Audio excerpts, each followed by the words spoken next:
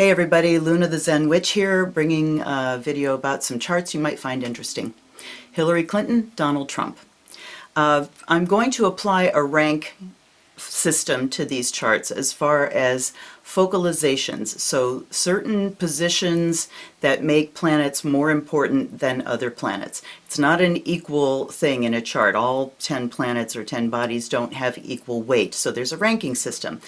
Number one in this system is a solitary planet. That is a planet that has an empty at least 60 degrees on either side of it. Becomes more focalized if it's alone in a hemisphere of the chart. Number two in that system is a planet conjuncting an angle. So your MCIC axis, your ascendant-descendant axis, if you've got a planet within 7 degrees of any one of those points, it brings it into high focus as well. Number three on that list is a thing called a stellium, which is 3 planets conjunct each other.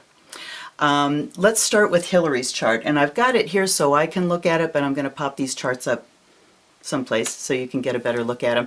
And, you know, don't worry too much about it. If you're not familiar with astrology, it could be like trying to read code for me, which I can't do. So anyway, Hillary's chart. According to the ranking system, she does have the number one ranking focalization, which is a solitary planet. In her chart, the solitary is her moon in the 4th house in Pisces. Now, this is going to become the most important planet in her chart, but she has several different focalizations, so, you know, it's a weighing and balancing thing. So the Pisces moon makes her incredibly sensitive, empathically sensitive. Pisces moon makes someone sensitive to the point that they soak up other people's traits, emotions. It makes them very sympathetic, very compassionate. In her 4th house, it means that she feels most secure when she is at home. And her home would be a place of retreat for her, and I guarantee you she's got a room that is all her own. Moon shows where you derive your security, and she derives hers from solitude, that's the Pisces part, and from being domestic, being at home. So here we start to see her compassion for children and her focus on children, and also just, you know, general compassion for the underdog. That's what a Pisces moon will do too, because it does make you so very sensitive. You feel other people's suffering, and when you feel their suffering, you want to help them.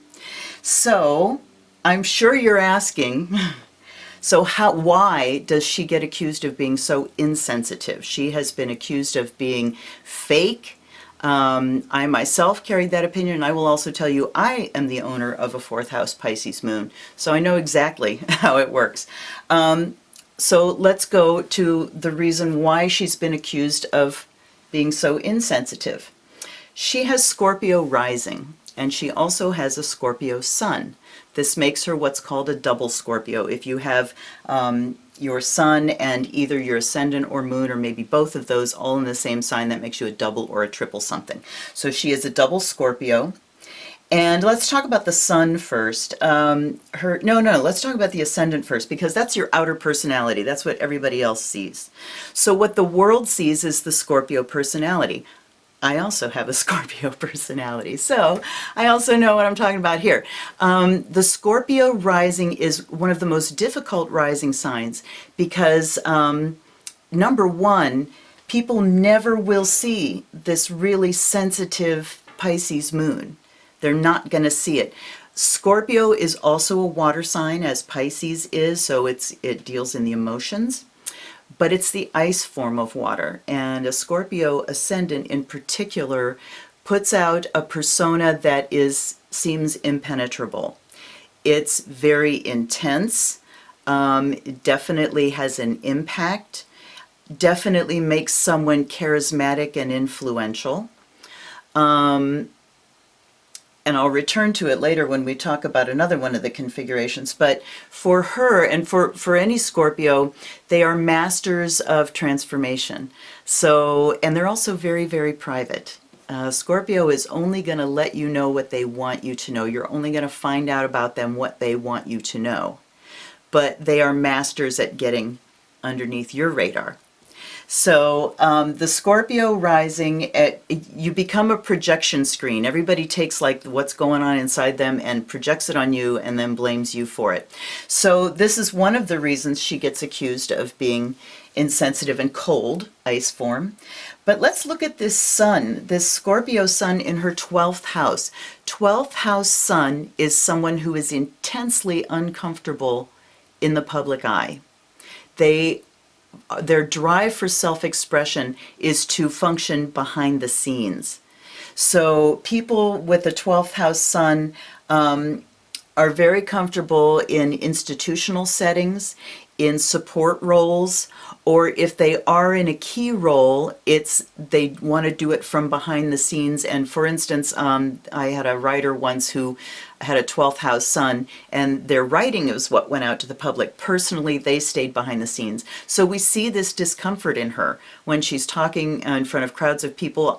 We've watched her try on some different personas here. And it's also difficult for her because the 12th house sun makes it difficult to just put yourself out there and makes it difficult to feel comfortable in your own skin sometimes. So she's much more comfortable when she's on message. And that's because she has Mercury conjuncting that angle. So number 2, focalization there.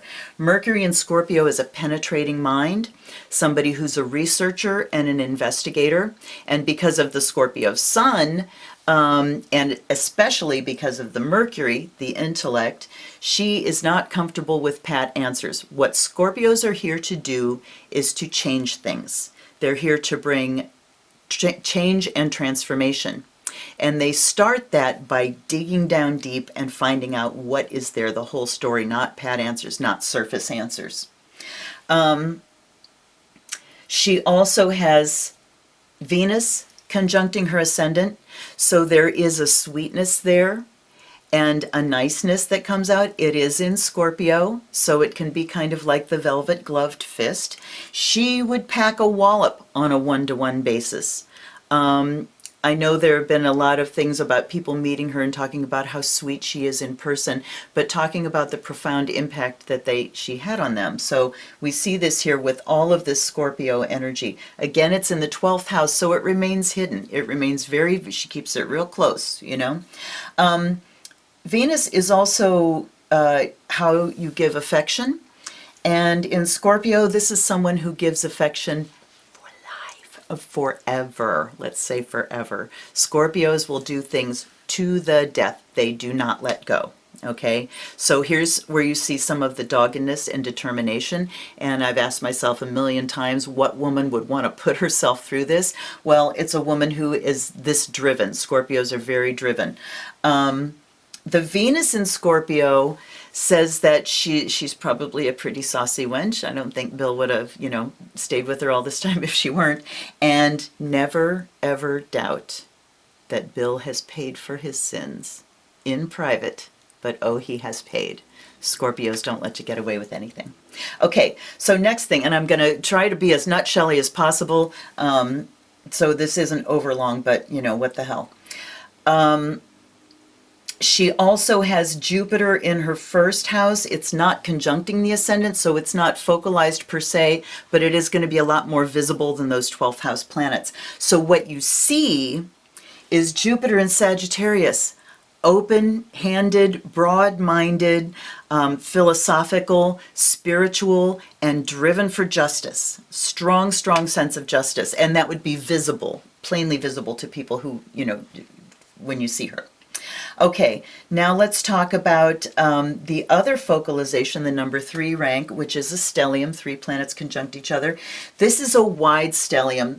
The outer 2 planets are just barely conjunct each other. Some astrologers might not even give her that, but it is such a powerhouse of a stellium that, yeah. So what she has here is Mars, Pluto, Saturn, all right? Mars is drive, it's aggression, it's passion, it's combativeness, it's motivation, anger, and it's conjuncting, it rules, is the co-ruler of Scorpio, so chart ruler. It conjuncts her Pluto, which is the other co-ruler of Scorpio. Pluto, which is dominance, will, transformation, okay, inevitability. So you put Mars and Pluto conjunct each other, and my God, does she go after something. So she's never going to let go. She's going to keep digging until she gets there, to the death. All right. The third planet in the stellium is Saturn, and Saturn is a sense of duty, a sense of responsibility, self-control. It's also maturity and delay, and it's the contraction principle, okay? Jupiter in her first house is the expansion principle, so personality-wise, you're going to get this expansiveness, but then the chart ruler, the ruler of that ascendant conjuncting Saturn, it's still uncomfortable for her. There's a shyness, there's a reticence, there's a I'd rather not be getting all this attention, all right? This stellium sits in Leo. So together, Mars, Pluto, Saturn, there's a determination and this drive. Saturn is also ambition. So there is just this drive to achieve, this relentless drive. And in Leo, it is to be the boss, to be the leader, future-oriented, leadership-oriented. And it sits in her ninth house, which is not the house of the boss. It is the house of higher education, philosophy, law, all right, spirituality. So she does expend this ambition, first of all, through higher education, through learning the law, through teaching, but she is here to lead and to make change. We'll look at her midheaven really quickly, which is how you make your mark in the world. It is ruled by Mercury.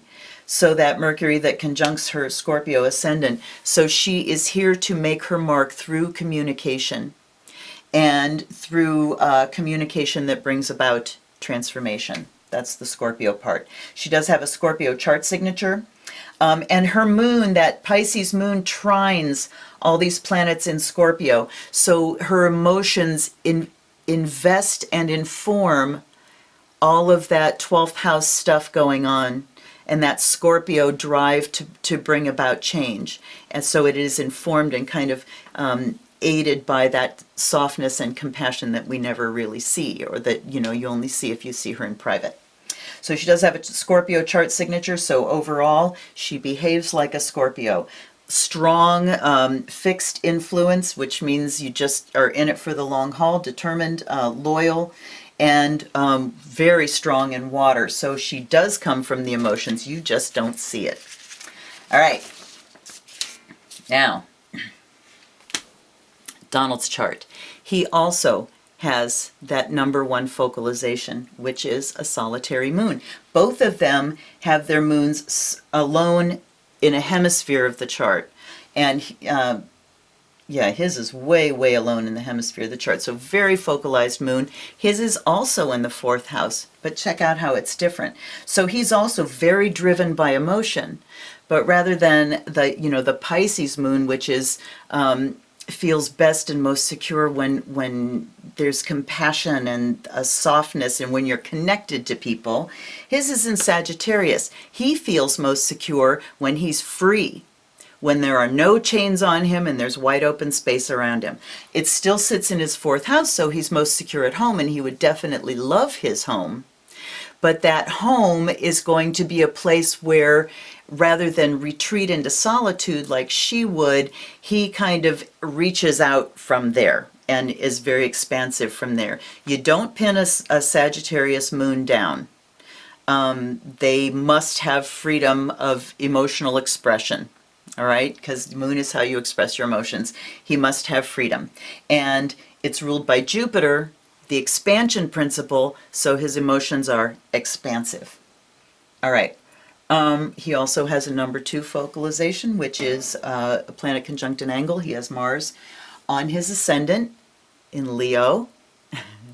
So anybody that knows anything about astrology is going, of course.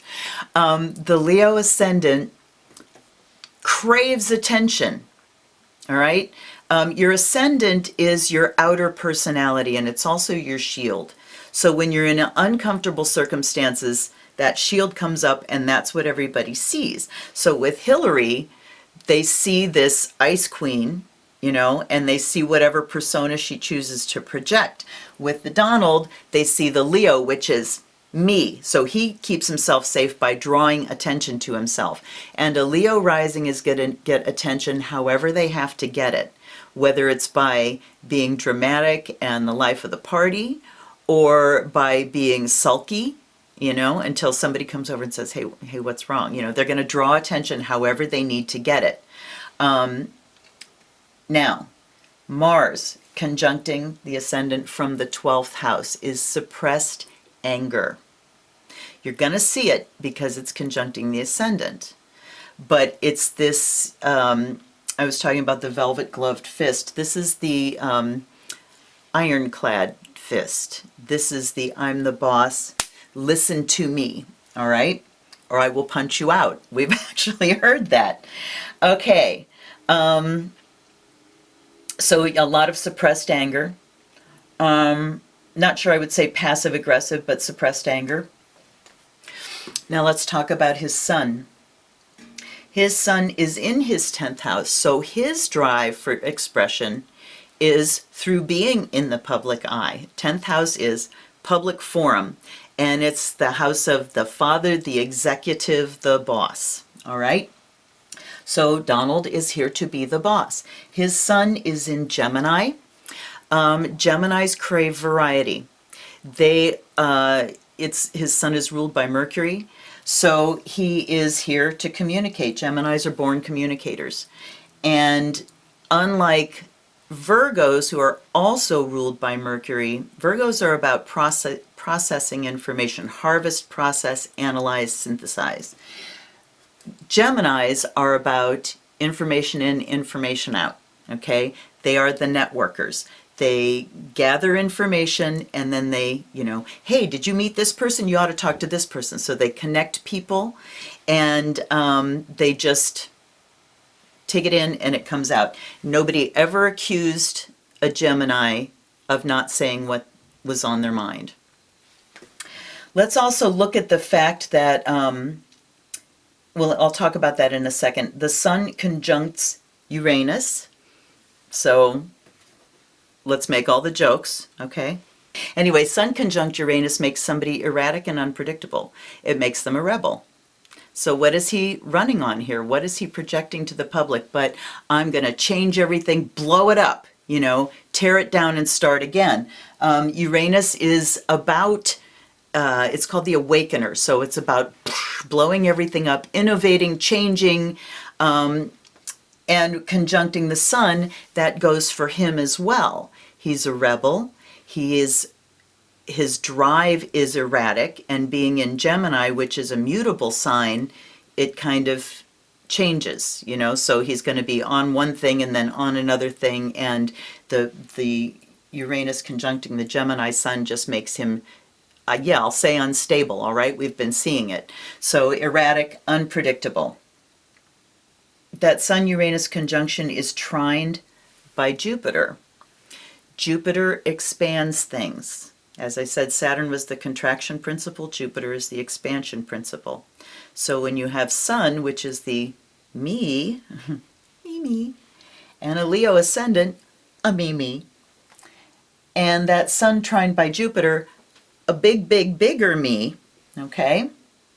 And I want to say it's a trine, and you're thinking, but trines are good, you know, and the squares and oppositions are bad, but I stay away from good, bad. Instead, I use stress aspects and easy aspects. An easy aspect just means that it doesn't cause any inner conflict, that this operates smooth and easy, and there's no conflict felt within the person. Okay, so that overblown ego and that need for attention, that Jupiter also rules his moon. So we're seeing kind of a theme here of, and I haven't gone as far as to see if there's a final dispositor in this chart, and I think there actually is. I think Jupiter's the final dispositor in this chart. Everything comes back to that Jupiter. So when you're talking about Jupiter aspects, and especially stress aspects, Jupiter Sun, my teacher used to call it the pompous ass aspect. So here's this person who is here to just be who he is, as big and loud as he possibly can, with a nice underpinning of 12th house anger. His midheaven is ruled by Taurus, which rules money and the acquisition of things and material stuff. So his drive to, how he makes his mark in the world is through the acquisition of stuff and the dealing with stuff and other people's stuff. And I won't go any further into that, although I will note that he's got Neptune in his second house, which can talk about deception as far as money goes and having to be very, very honest. So I don't have as much to say about his chart because his really isn't as complex, and we've seen that in the two personalities. There's so much more depth, preparation, training, skill, education, everything on Hillary's side, and what we see from Donald is like this big balloon that's full of a lot of air that's kind of on the warm side. So anyway, there you go. I hope you got something out of that. If you're interested in having your own chart done, check me out on Facebook. It's Luna Zenwich. Zenwich is all one word. And you can hit me there on PM, and I'd be happy to do a chart for you. Take care, everybody. I'll see you next time. Bye-bye.